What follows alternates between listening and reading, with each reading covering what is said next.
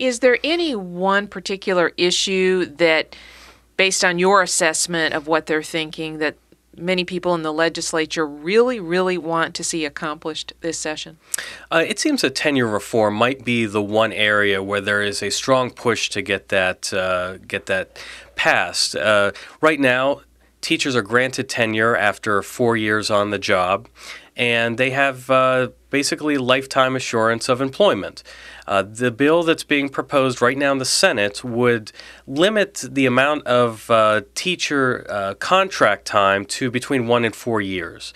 So after their initial 4 years, teachers would be on between 1 and 4 year contracts, and that is up for the local school system to decide how long their contract lasts. So it seems that of all the major initiatives that are being proposed right now, and initiatives like tenure were proposed last year and not passed, that seems to be the one that has the most momentum.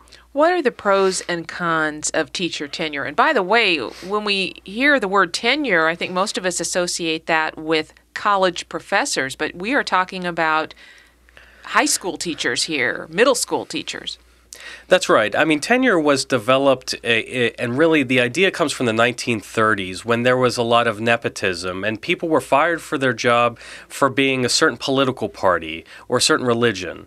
And that's why tenure came about. It has nothing to do with academic freedom as it does in higher education.